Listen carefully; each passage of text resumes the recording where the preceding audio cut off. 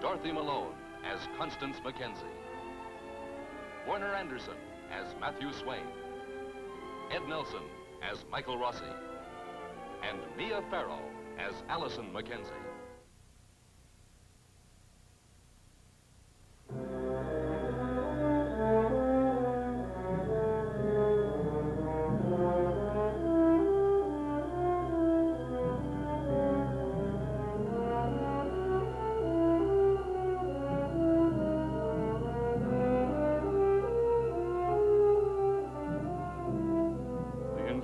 Jealousy of George Anderson has provoked a terrifying reflex from his wife, Julie, and a desperate call for help from her shattered home. Operator, help me. Get me Rossi, Dr. Michael Rossi. One moment, Mrs. Anderson. I'll connect you with Dr. Rossi's answering service. Please, there's been an emergency. Please, you've got to reach him. I had my doubts about the New England style clam chowder. You missed the tomatoes. Not a bit. Not a bit. I like the clam chowder, but my heart belongs to the cook. Allison should be getting home. What is it, Connie? That's nothing. You seem like a different person since we were... I don't need to be. Let's just say it was one of those days. All right, let's say it.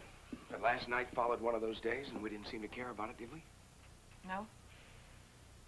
If I were to kiss you now, your eyes would be on the door. Your mind would be somewhere else. Mike, please, be patient with me. Tell me about it. Well, it wasn't just one of those days. It was a very upsetting day. Eli Carson came to my shop.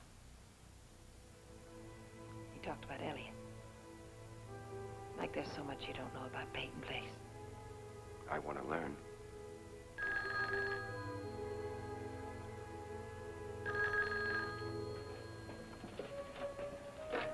Hello? Yes, he is. It's your exchange. Helen? Yes? Well, when? Yes, I see. Yes, I'll call him right away, thank you. How did they know you were here?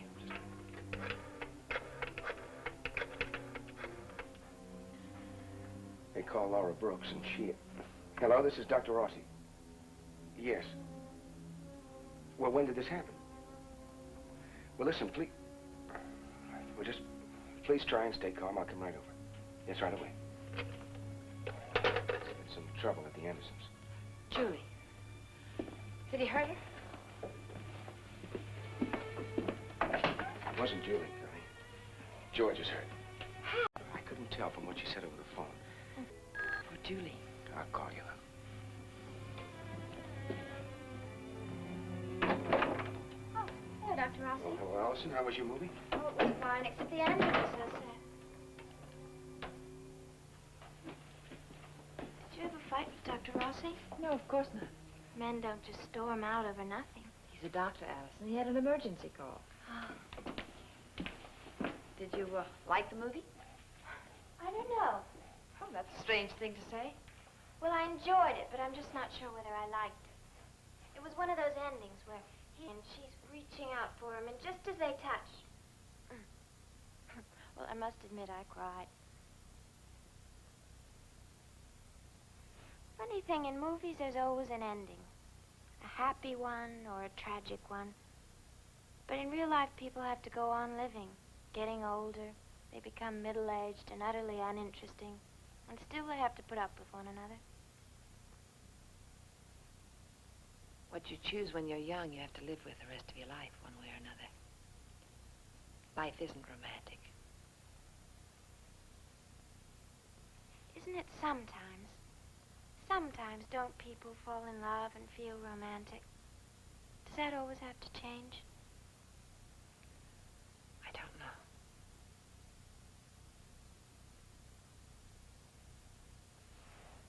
Mother, It's late, Allison.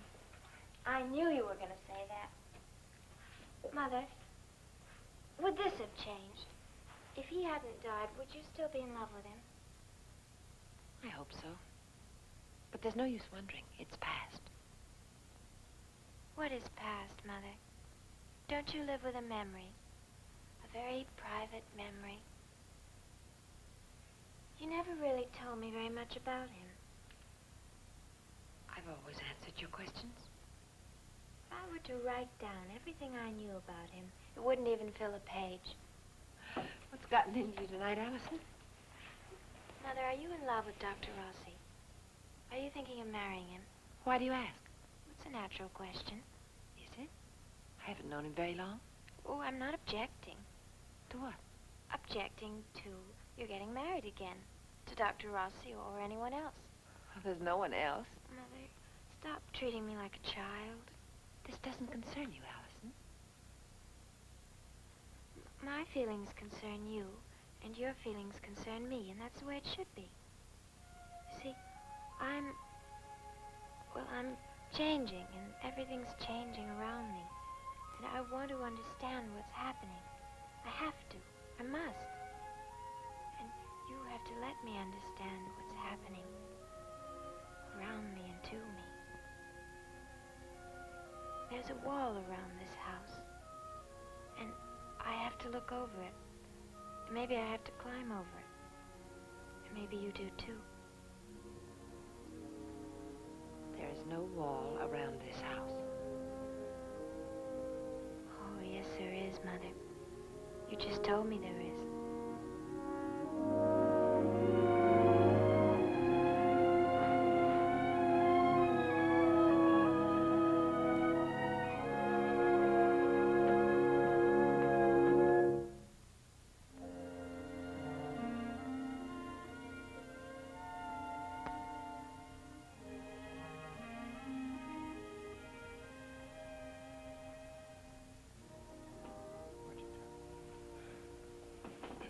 Easy, George.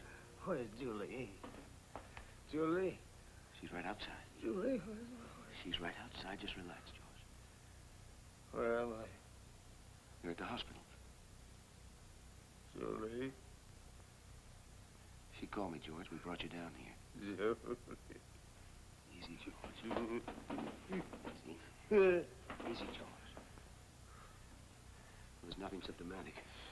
You be quiet now, nurse. You can take him up to X-ray, please. Yes, Doctor.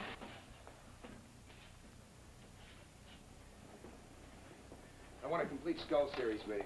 You better order a lumbar puncture, but no medication until after we study the plates. Oh, Doctor? Yes, Dr. Rossi. Well, if you're the resident on duty, don't you think you better follow the patient? Rossi, look, I don't know how to say this. When you brought Anderson in, I didn't have the chance. And what is it? I'm sorry, but I'm responsible. Your privileges have been suspended. You can't bring a patient here. Well, it would seem that I already have. Yes, I know. That's why I... Look, Rossi, I just carry out my orders. Come on, get to the point. I called Dr. Morton. I see. Rossi, I had to report to Morton. I understand that, John. Anything else? Yes. Morton told me to tell you that Go on, say it. you're not to treat the patient. All right. Thank you.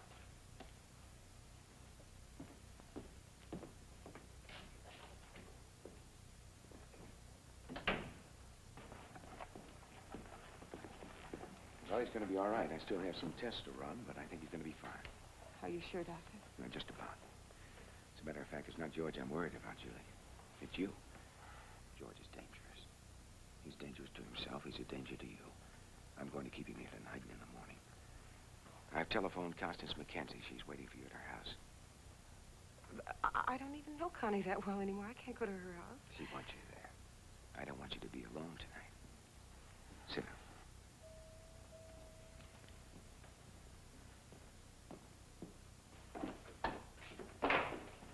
Oh, Doctor, I have some x-rays to see. I want to talk to you now. I'll save you the trouble, Dr. Morton. I brought my patient here because he was in immediate need of medical care, and this was the only hospital that was available. And for your information, I'd do the same again. For your information, I have assumed full responsibility for George Anderson. While he's in this hospital, Doctor, you're relieved I'm sure you won't question my authority in this matter. I question my patient's well-being. Correction, my patient, as was Catherine Harrington. I see. Well, we're back to that again. There's nothing to go back to, Doctor. The only issue here is that you're not privileged in this hospital. I must ask you once more, now, to leave. And if something goes wrong, will you and Dr. Bradley get together again for one of your secret autopsies? Oh, see, I must warn you. I warn you. I'm not through with the Catherine Harrington autopsy. As a matter of fact, I haven't begun yet.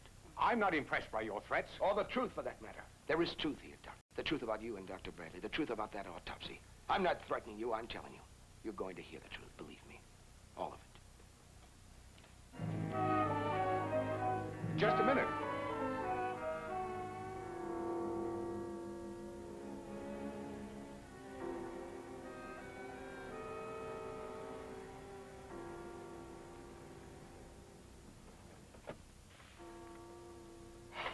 Well, we're here. You want me to go in with you? No. Listen, Betty, if there's any way I can help you.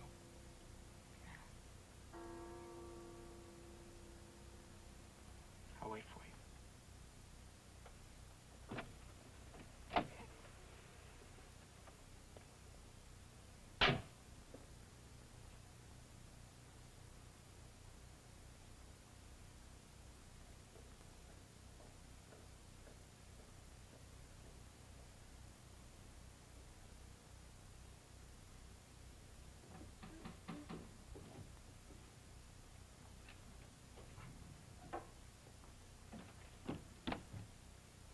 Hi, Betty.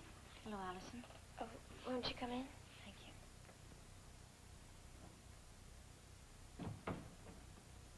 How's my mother? Well, she's fine. I mean, considering. Considering what's happened? Battling Andersons. You don't know what you've missed, Allison. No, I guess not. You've never had to lie awake listening to your parents quarreling. I envy you. You shouldn't. You can't quarrel with a photograph. Well, I should get going. Your mother's right upstairs. Thank you.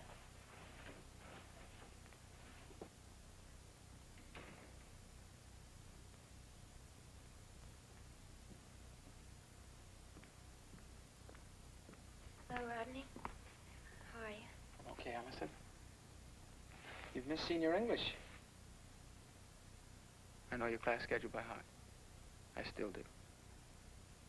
What about your own class? Oh, I'll take a cut. The dean is very understanding. He is? Of course. All I have to say is I cut History 104 because I'm a married man, Dean. Little trouble at home, you see. My father-in-law tried to beat up his wife. Rodney, don't talk like that. Okay. Then I'll say I have my own troubles. You see, I'm married, but at the same time, I'm not married. How's that grab you, Dean? Is that enough reason for cutting History 104? I'll be late for class. Can I drive you? No, you better wait for Betty.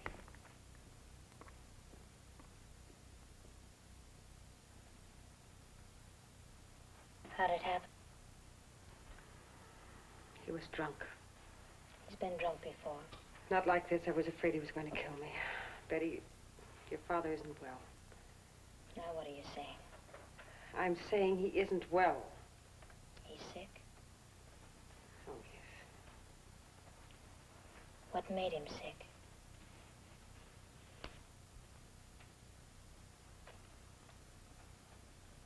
Many things. Things, Mother. First your father, now you, huh? No, Mother. First you and Leslie Harrington. Isn't that what happened? Well, isn't it? I went to talk to Les Harrington, to talk to him, because I was concerned about your father, about his business. The night Rod saw you and his father kissing. And all the other times. There were no other times, Betty. Now, you've got to believe that. What difference does it make? Once was enough. You ruined Daddy's life and you ruined mine. You can't blame me for what happened to you. Can't I? You ask Rod. He loved me all summer long. He loved me. Till the night he saw you in his father's arms and he stopped loving me. Stop it, Betty. Stop judging me.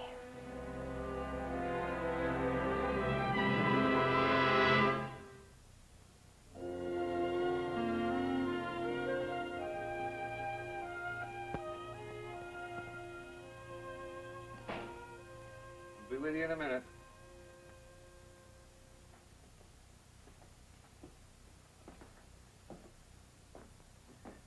I've got plenty of time, Doctor.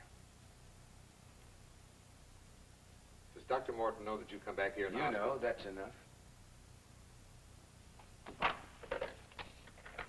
Get me Dr. Morton. You call him when I'm through. Until now, I felt sorry for you, Rossi.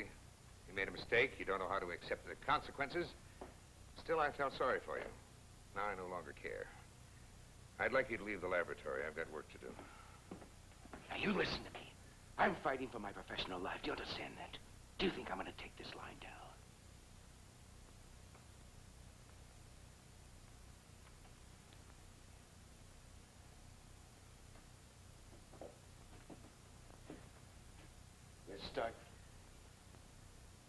Let's start with the night Catherine Harrington died.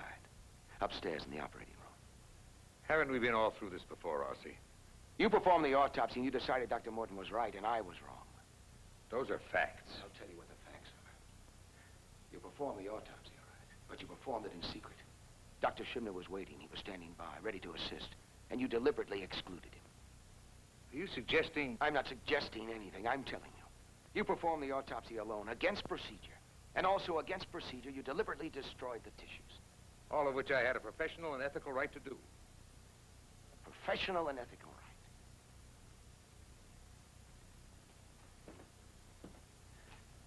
What about your professional and ethical rights the night you operated on Matthew Swain? What about your professional and ethical rights that night, Doctor?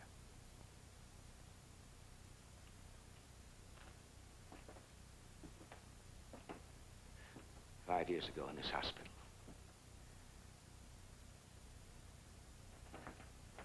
You were the surgeon then, not the staff pathologist, but the surgeon. At least you were when the operation started. But something went wrong during the operation on Matthew Swain. Something went wrong. I don't know what, but it won't be hard to find out. Because Dr. Morton had to take over for you. And the next day, the very next day, you left town. Dr. But Rossi... you didn't stay away long. No, you came back 1 year later. But what happened then? Did you return to your career as a surgeon? No. No, I'll tell you what happened. You came back, but Dr. Robert Morton gave you the job here in the laboratory. Here as the staff pathologist. Where the only patients you had to work on were already dead. Admit it, Doctor. Head it up.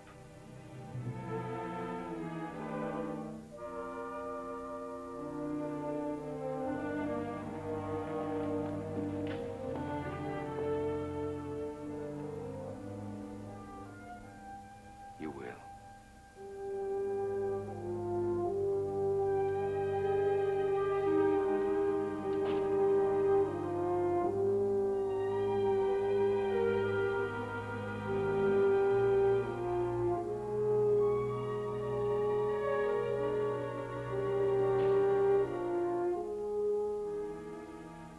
I'll have Dr. Morton call you. Goodbye. I want to see Dr. Morton. I'm sorry, he's in a meeting, Doctor. I have to see him now.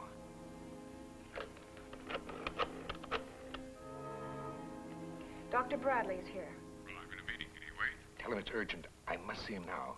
Oh, he says that... I heard. Very well. I'll be right up.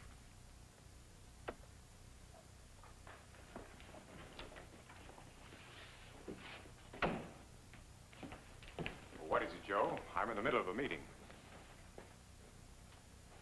I'll come back later. Tell them I'll return as soon as I can.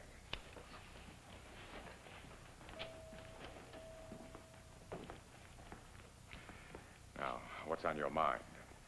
I'm sorry. I'm sorry to interrupt you. We're almost finished. I have the board just about ready to agree to make Rossi's suspension permanent. Oh, I thought in time he'd be reinstated. It's out of the question. I was speaking with Laura Brooks. I told her... Joe, I'm holding up a meeting for you. Now, what did you want to ask me about? Dr. Rossi, I kept thinking of how you saved my career 5 years ago. That night that I could have killed Matt Swain. Well, that's all in the past, Joe. I owed you for it. Well, you've paid with your skill, your work. You've made up for everything. When Catherine Harrington died, I made the final payment. You made the final payment when Catherine Harrington died. I lied.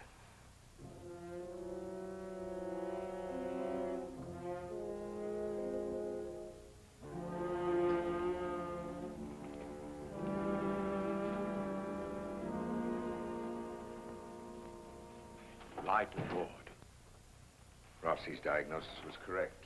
It was a perforated ulcer. Bob Rossi suspects. He's not sure, but he suspects that I lied to help you. I was only trying to make it up to you, to repay you for saving my career 5 years ago. I kept thinking, what will happen to you? I felt that Rossi could leave here and go anywhere. Los Angeles, New York. He's young, he can do it. So I lied. But Bob, I don't know anything about intrigue and secrets. He keeps hounding me.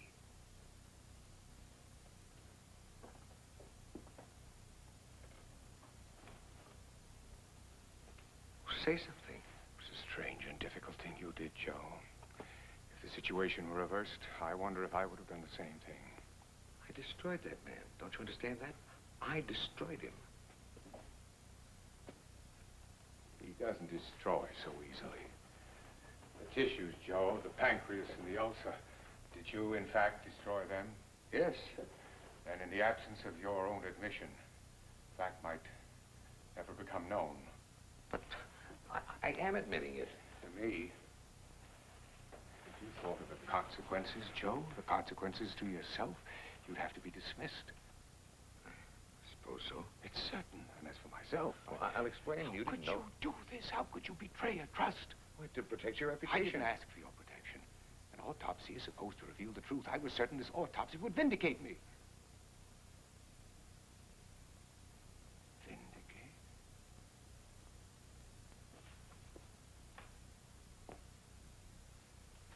That's a peculiar word in these circumstances. Go home, Joe. Go home now. I'll call you later. What will you do? I'll take care of this matter. Go home, Joe. I'm sorry. So am I, but it has happened. It's done. Now go home and don't talk to anyone. Leave this entirely in my hands. I'll call you later.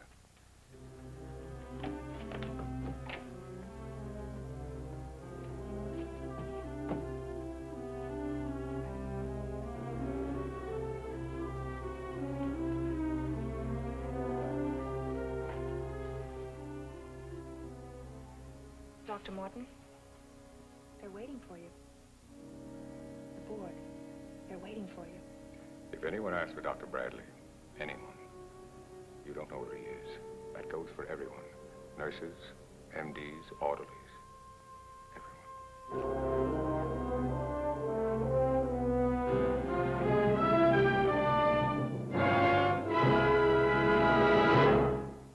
Preview from the continuing story of Peyton Place.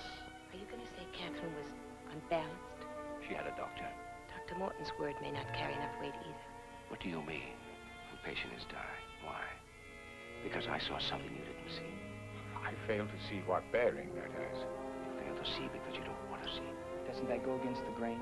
The New England grain, the sense of morality? Oh, Norman, don't be so square. What'd you say? Well, who's gonna know?